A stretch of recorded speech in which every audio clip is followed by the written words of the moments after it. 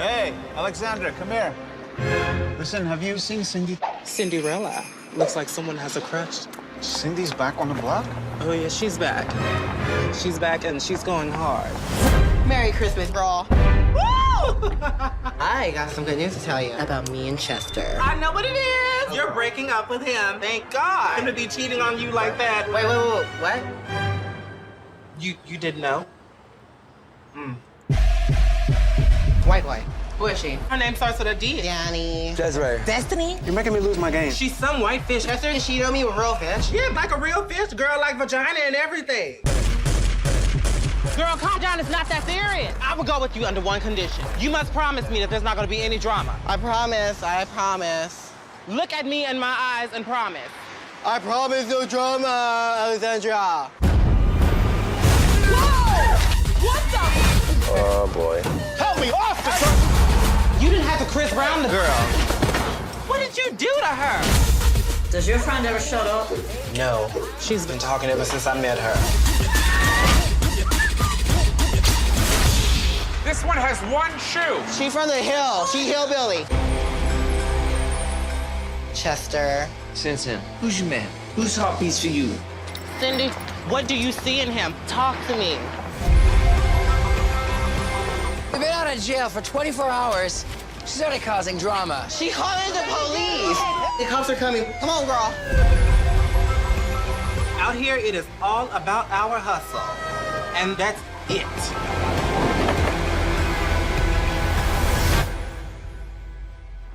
The world can be a cruel place. Yes, it is cruel. God gave me a penis. That's pretty damn cruel, don't you think?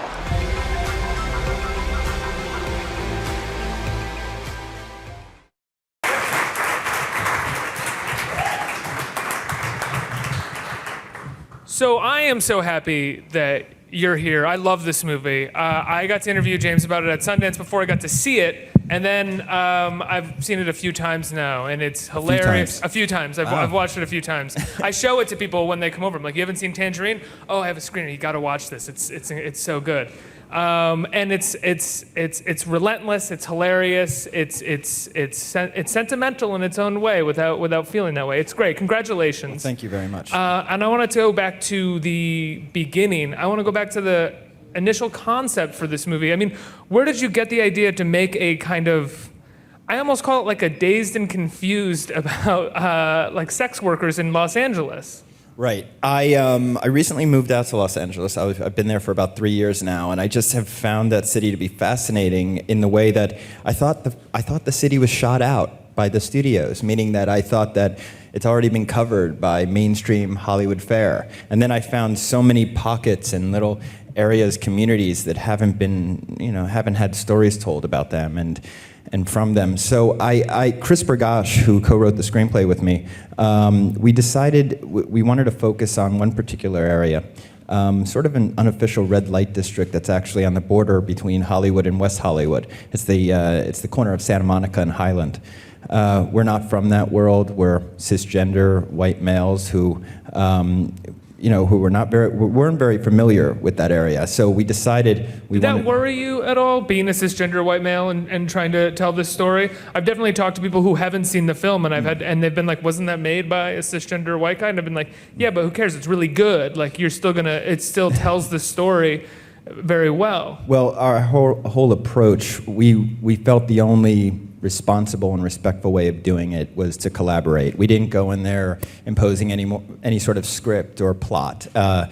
Chris and I really just pounded the pavement, introducing ourselves to people, telling them what we were intending to do, looking for somebody that we could connect with, that we could collaborate with. About 3 weeks into the process, we actually decided to go to the LGBT Center, which is about a block away from this intersection. It's a service center that's wonderful in what they do. They service youth at risk, et cetera. And we, in their courtyard, I saw Maya Taylor hanging out with some friends of hers. And she has this aura, the it quality, something that just drew me in. I had to speak with her. And we approached Maya, and we connected right away. Maya just showed full enthusiasm, being an aspiring entertainer herself, and we exchanged information. Do you want to talk about? Yeah, Maya, talk about that approach. Talk about being approached by this dude who wants to make a movie about the streets. Well, I didn't think that it was weird at all. No, he was actually very sweet, and he stated exactly what he was looking for, and he wanted to know more about the area. And I had been in the area for quite some time, pretty much trying to get my life together, because, like he said, basically the center is right there, and they kind of help with a lot of the youth. And me moving out away from my family when I was 18 to Los Angeles, it kind of tied me up into that area so I could see a lot of everything that was going on. And we talked about it and all the things that I've seen and all the stories that I know, and decided to make a movie. So you were a full collaborator, essentially. Did you feel like you Yes. had a hand in the script and everything, and the days where you're shooting, you're sort of recreating what they're telling you to say or what's on the page?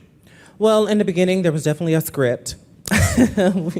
we used a lot of the script, and then a lot of it that we didn't.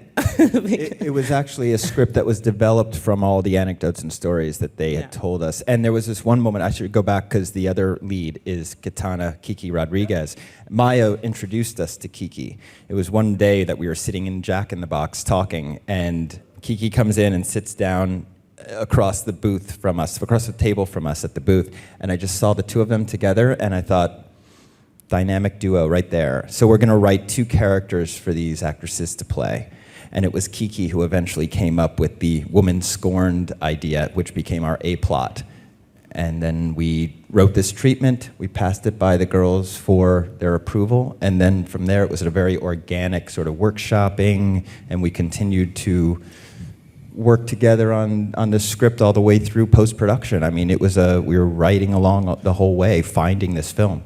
Talk to me about maintaining a certain amount of lightheartedness throughout the film. I feel like most people would go into trying to tell this story from the perspective of the outside, which is that it's a tragedy to live this life, to live in this world. It's not so with this movie. The only time we really see a kind of tragedy is when someone tries to break into the world and sort of shatter the comfort that these people, that our main characters may have. I'm talking about the ending when they're assaulted. Right.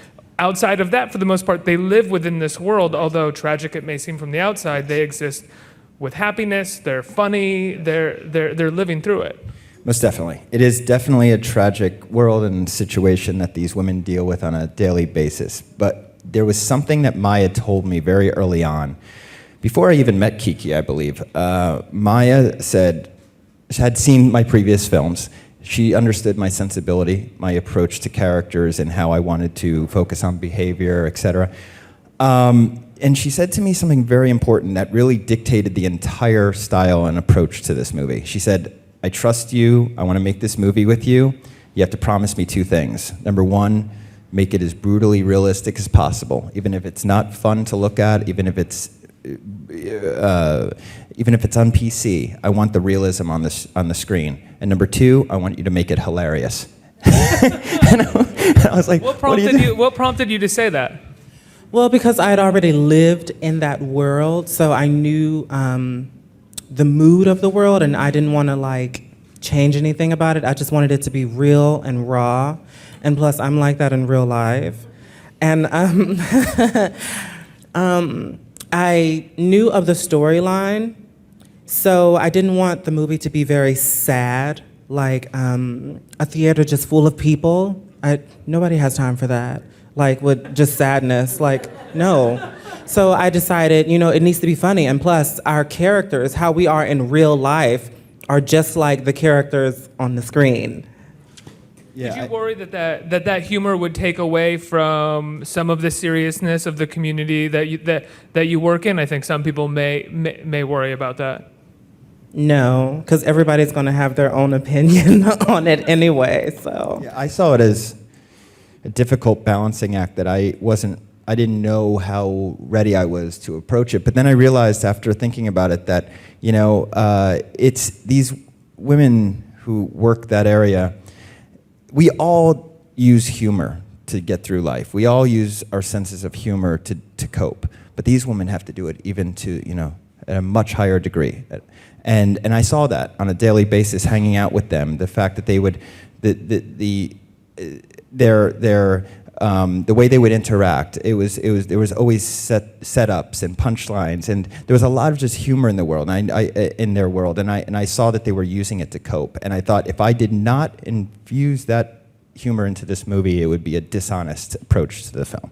And James, your character is pretty hilarious when he comes in at the end of the film. Again, we have an exploiter, we have a pimp, but we also have someone who is completely ridiculous. Why, thanks, Ricky. Yeah, I don't know. I think that might be why Sean continues to work with me, is because I'm an idiot and I can't help myself but playing the comedy of everything. So I don't know. Yeah, I was just talking about this last night.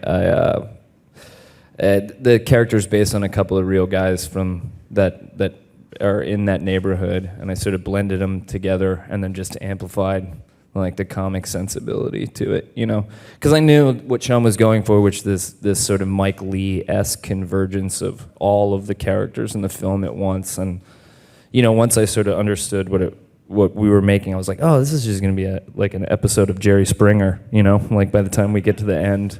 So yeah, I don't know. It was I think it was. Were you kind of perfecting your Jerry Springer character? No, I don't know. I was just maybe I was trying to show up Franco in Spring Breakers or something. I don't know.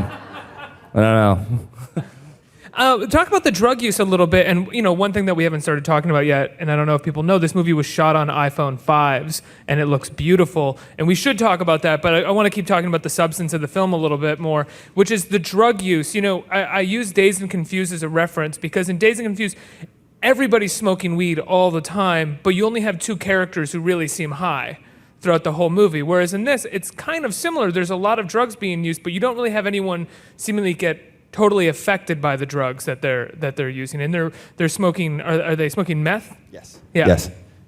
Well, it's a fact of that world that it's an epidemic. It's a major problem, the use of crystal meth, and so we decided to approach it in a very objective way and show these characters, the two characters who do smoke the crystal meth in the film are crystal meth addicts, and so they're not. It's not their first time, so and they're also two wonderful actresses, you know, Kitana Kiki Rodriguez and Mickey O'Hagan, and they both a little bit of meth in that film. Oh yes, of course. Yes, I'm sorry. He does as well. That's true. You have a scene where you smoke meth and talk about alien conspiracies. Oh right, where I smoke someone else's meth and talk about how much better it is than my meth. Yeah. Yeah. But it was just a subtle approach to they did it in a very realistic way from what we had seen on the streets. Yeah. It's such a different approach to how this story would normally be told, because someone would want to focus solely on the tragedy of a drug addict living in this community. I think that you operate under the assumption that yes, that is tragic in and of itself, but there is so much to their lives outside of the tragedy. Right. I mean, we're definitely not celebrating the drug use. It's just we're just pointing a camera at it. I would hope that no one comes away from Tangerine and is like, meth, let's go. I don't think that's going to happen. Well, I think that's the difference between an outsider and an insider perspective on any story being told, you know, because I've worked on things where there were different sort of immersion journalists when I worked on this thing called Generation Kill, and it was the same way. It's about, you know, these Marines, but there's so much gallows humor in it. And that's because, again, once you sort of immerse yourself in any subculture that's might not be something that you're used to, once you sort of pick it apart, it's just a bunch of human beings just operating under a different set of circumstances than anyone else would.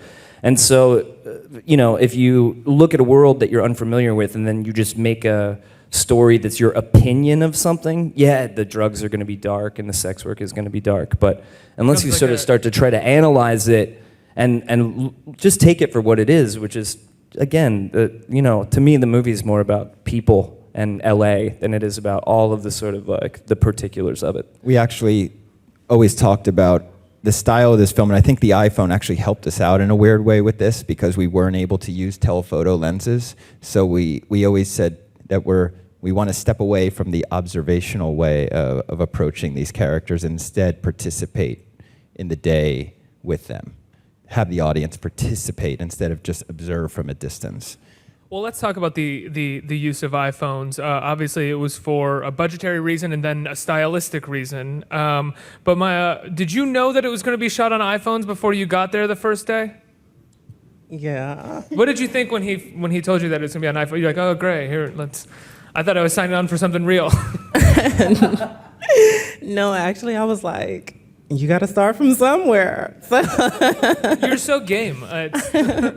So talk to me about the decision to use iPhones. What did you learn right away when you started shooting what you could do with them? Yeah, the benefits definitely revealed themselves to us as we were shooting. At first, it definitely was a little blow to the ego, I have to say. It was a step back. It's my 5th feature. And to suddenly have to shoot on... Was it your idea or was your DP's idea? It was originally my idea, and I had to actually talk everybody into it. But, Mark Duplass and J2 Plus, they executive produced this film. And I remember there was one time after we had done our tests and got everybody on board, I still was reluctant, and I actually gave a call to Mark. And Mark, who is a wonderful supporter and wonderful friend, he sort of said, you know what, dude?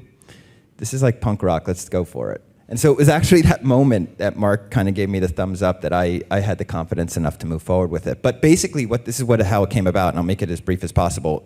We found a Vimeo channel that focused on iPhone experiments, and I was very impressed by the look of it. And then I found this Kickstarter campaign for this company called Moondog Labs that created this adapter that fits over the lens that allows you to shoot in scope, true anamorphic widescreen. So I thought that would elevate this film to a cinematic level. And that with an app called Filmic Pro, which locks it at 24 frames a second, has all these other bells and whistles, it really separated us from just shooting. This is not just iPhone video, this is enhanced iPhone video. And with a lot of post-production work and everything and coloring, I think we achieved something kind of cool. And trust me, I'm the biggest critic against I can't stand digital cinema, to be quite honest with you. I'm in that camp of Tarantino and Nolan where it's like... But this isn't your first digital feature, right? No, and I can't wait to get back to film. I can't... but sorry, everybody. But but you know what? You make the most of what you have. It's really... And if you're a filmmaker, you can't just stop because you don't have a budget. You got to move forward with in any way you can, so... And especially you have the urgency of storytelling as well. That's what would stop you if you didn't have that urgency to tell the story. Maya, what was it like for you? You said you worked around this neighborhood. What was it like for you shooting this movie? How long was the shoot? 23 days. So 23 days, you're walking around your neighborhood where, I'm sure you know people, and you're shooting this movie on iPhones. Were you getting called out? Were people interrupting shoots all the time? Well, you say, what was it like? Familiar. But no, I really don't deal with a lot of the people out there in that area because it could be very dangerous and it's very shady. So basically, when I do go out there, it's simply to handle my business, like with hormones or whatever housing that I was doing at that time, and just basically to care for my business. I don't really deal with the people out there. It's too much going on. And let's say you could be sitting there with somebody and the police pull up and they'll take you both to jail because they have drugs on them or something. I don't have time for that. Yeah, so. You're mostly just handling your business around there. Exactly. Yeah. So you weren't worried at all, like that you were going to be out there even more, and you were going to be. I mean, if you're shooting a movie, even if you're shooting on iPhones, you have a little bit of a crew there. You do become more center stage. Sort of, I guess. But you know what? Since it's an iPhone, most people don't even know that you're filming. I think like the only thing that gives us away is the sound guy, because he had like this huge cart with all this professional equipment on it. But for the most part, people don't even know we're filming. Well, I guess maybe, seeing me out there for 27 or 28 days in the same clothes over and over. I guess I kind of... We had a very small footprint. It was the sound, but the boom pole that was the biggest giveaway. If you saw us from across the street, you wouldn't know we're shooting. I remember driving down Santa Monica Boulevard, seeing Sean on a bike filming Maya and Kiki, and I was like, that's all right, and I just kept going. Do you know what I mean? And so it's actually really weird to see it because it's so tiny. You just think that somebody's filming something with their friends, So it's probably good and bad because nobody really bothers you, but then at the same time, you don't have the luxury of being able to. People are just going to come in and out of shot, so continuity gets ruined a lot. Yes, and we had producers constantly chasing down people for releases. Like because we don't own, we own the owned. You didn't permit anything. We You were just permitted. shooting. No, we Oh, you permitted, did? but we didn't let everybody in on the fact that we were shooting. So yeah, the sometimes- donut time was still open, so we'd be filming, and then a patron would come in to buy some donuts in the middle of a shot. And then Just sit there and eat and read a magazine, and it was so Wait, annoying. There has to be shots of you in the movie during some of those instances, because in the final donut time scene, there are these amazing performance moments of you just sitting, waiting, kind of angry because Cindy is getting yelled at or yelling with James, and you just look bored. Were any of those shots of you just waiting for patrons to leave donut time? Well, Yes. the anger was definitely probably real, because I think the last day, like, there was this guy that just came in, and we had, I think how we did it was we would shoot from one angle, then have to go and do it from another angle, but sometimes some of the same stuff would be in the same shot.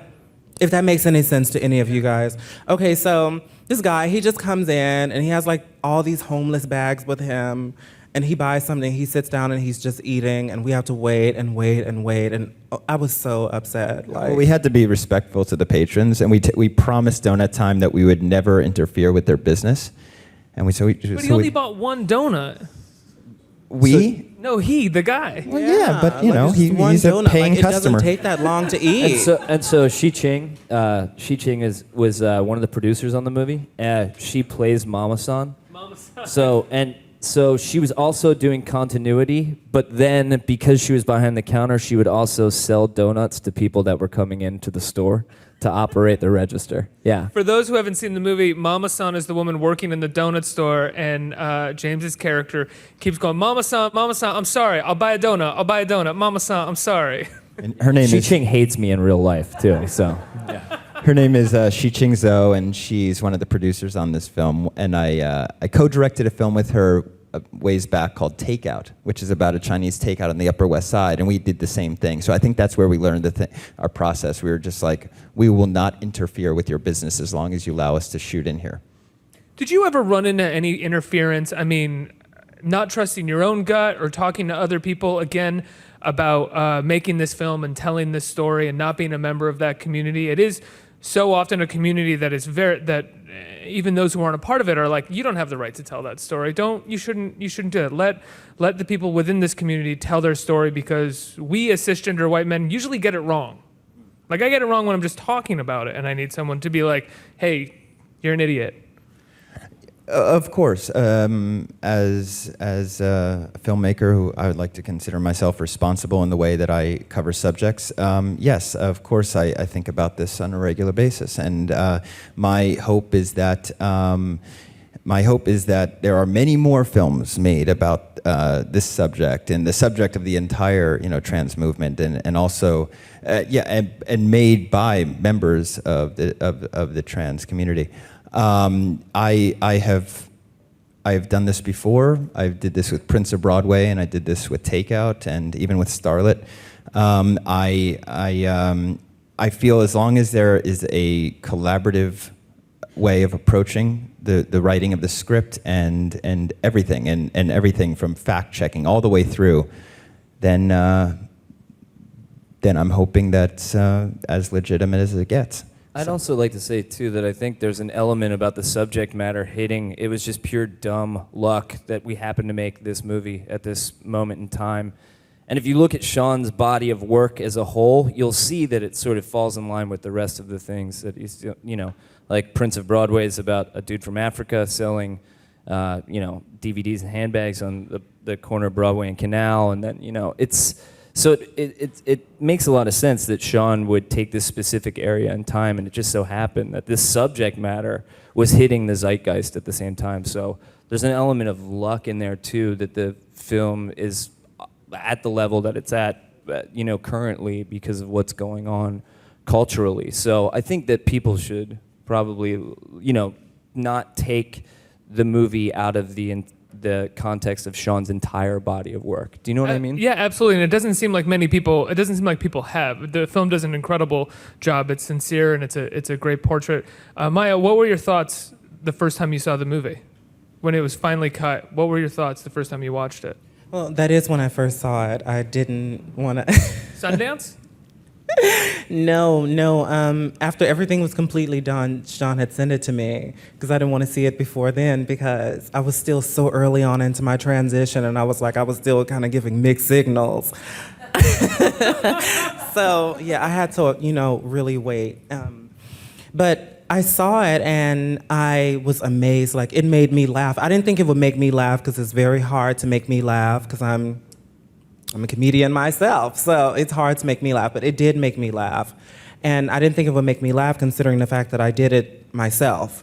But it was so funny how he edited and put everything together. It was amazing. He's a genius. No, she's the genius. And I wouldn't have been able to actually make this film without I'm not gonna my argue with wonderful you. cast. And and also there's a lot of improvising in the film. Some of my favorite lines in the film were improvised by the actors. I have to say, Kiki actually was very much involved with the post-production. Every time I would edit 10 minutes, she would come over to my apartment and, watch it down. Give you notes? Yeah. And she saved my butt on a few times. One in particular, she had strong opinions on my music choices, and so she told me that track is out of here.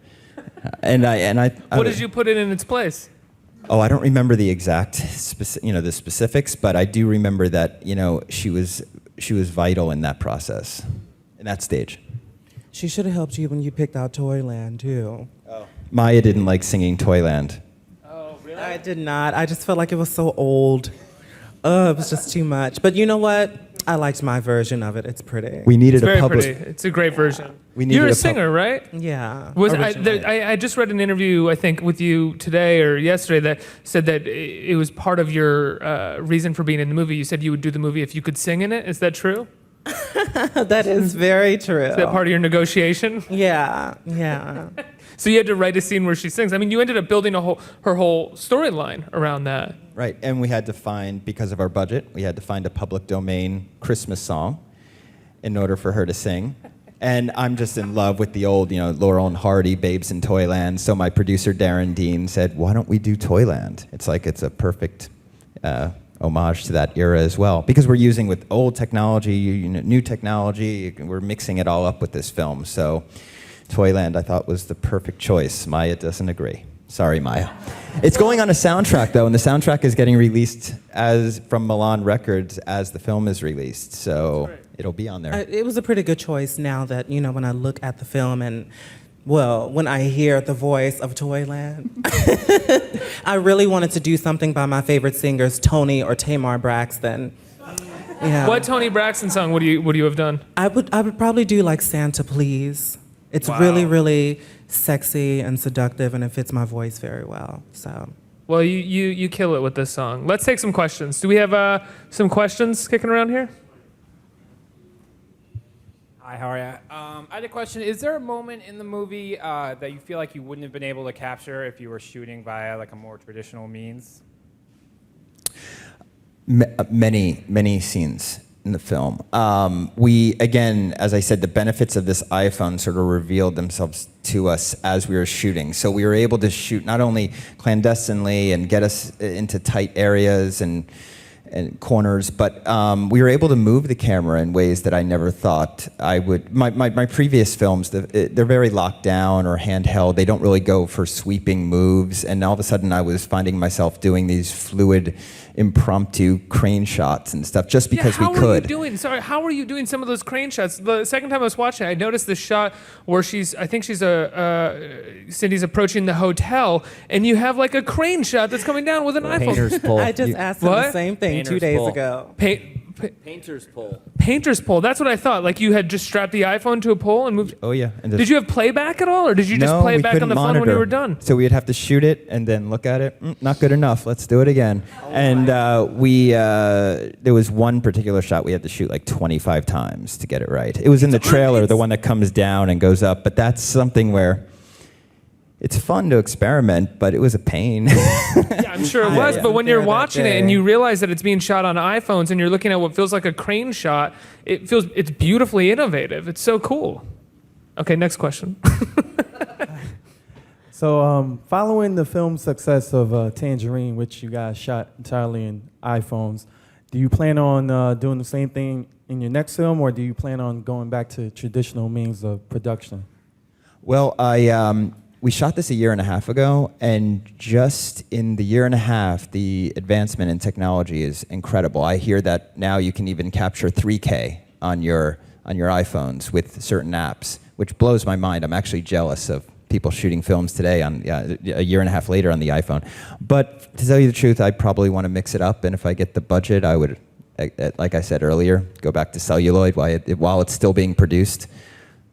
Yeah, film just looks better. I mean, I hate to say it. It just does. I shot something in 35 this year, and I was just watching it. It's like, it's incomparable. And Sean and I are very much the same. We both really love 35, but I know what's going to happen. Sean's going to meet a producer, and he's going to go, I'm going to shoot it in 35, and they'll go, well, didn't you shoot your last one on a phone? Just use your phone. That's what's going to happen. We love that iPhone look. Yeah, Can we we'll get that save back? a ton of Can money. we do that? Yeah. Do you have any more questions? Hi. Sean, I read that the inspiration for Tangerine came from your neighborhood donut shop. Is that true, and can you explain that? There were many, I guess, inspirations. It does come from it's sort of what would you say? It's a look at Los Angeles. It's a film about Los Angeles. So I was living a half a mile from this particular intersection, and I decided to find a story that took place there. So that's really how it happened. Chris and I, Chris Bergosh, who co-wrote the screenplay, we look at it this way. We want to cover themes that are universal. So hopefully this story, minus some of the details, obviously, could take place anywhere in the world. It's a story about friendship. That's ultimately what it is. And so it really came from the fact that we wanted to, we were inspired to tell something with universal themes that could fit into this locale, this one block in Hollywood. Any more questions? Last question. I would just like to first start off by saying that I'm a photographer, and this was one of the most inspiring films that I've probably seen in my last 6 years of watching film. So stick with the iPhone. Yes, not just because of the iPhone. I mean, to be honest, I was totally unaware that it was shot on an iPhone until we got to the end, and especially the scene where Kiki is waiting at the bus stop. I was totally certain that must have been super high-end 4K red scarlet footage. I mean, it just, to me, it didn't read that way. I was also like in the third or fourth row of the cinema, but I just was. I was really amazed by the way that you really allowed this world to just come through the lens of your camera. And it was a story that you could have told as a documentary. It could have been journalistic. It could have really been, there could have been a perspective from your eyes. And I felt like you really just allowed this world and these characters to come out, and it came out raw, and everyone now is able to just see that and have our own opinions of it. And it becomes less about you as the artist and more about this world and just opening it up for us to see and experience. And it also struck a chord with so many of my favorite movies and series: Quentin Tarantino, Robert Rodriguez, the film Enter the Void, and the whole Trailer Park Boys. I don't know if you're into that at all, but to me, a lot of that really read in. So anyway, don't even have a question for you except for the fact that it was a fabulous film, and please continue to make film. Well, can I say something to that effect about the cameras and the use of it in filmmaking? Which is, Sean is a cinephile. Sean went to school. He's a brilliant editor, right? So this idea about the camera, right? You all can make a movie with a camera, right? Your phone, you have it in your pocket. You have the ability. Well, yes, that's true, but you should also know what 100 years worth of filmmaking looks like. And the reason why Tarantino is such a great director in, of the eyes of the world, it's because it's what he's obsessed with. He just obsesses about the language of film. So until you know how to put all those pieces together, the chance of you making something really interesting is relatively like a lot lower, and what I think is great about Sean, which is that we all get wrapped up in this idea that, you shot on your phone, and to me it's like someone handed this dude some cardboard and a bunch of shoestrings, and he built this beautiful flamenco guitar, and he wrote this incredible song. And instead of talking about the guitar, it's like, no, we should be talking about the songwriter, you know? So, yes, it's super inspiring for all of us because it sort of democratizes creativity, but yet at the same time, like, go learn. Like, go learn what makes an incredible movie, and there's 100 years worth of it, you know? So just like that's the inspiring part, is that you can do it, but don't forget the hundreds of years of filmmakers that came before you to get us to this point. Absolutely. Do you want to close us out here? Do you have one thing that you want to say? No, I just thank you so much for that. But also, I just have to say that this film couldn't have been made without my amazing cast and amazing team of filmmakers. I really have surrounded myself with beautiful people with a similar sensibility, funny, you know, talented, and so I wouldn't be here without them and everybody else involved. So I have to thank them. And before we go, I just want to say, I hope we talked about the serious elements of the film, but I hope it really came through that this is one of the most funny, entertaining movies you're going to see this year. It's a delight to watch. So just letting you know that. Thanks, guys. Thank you for having us.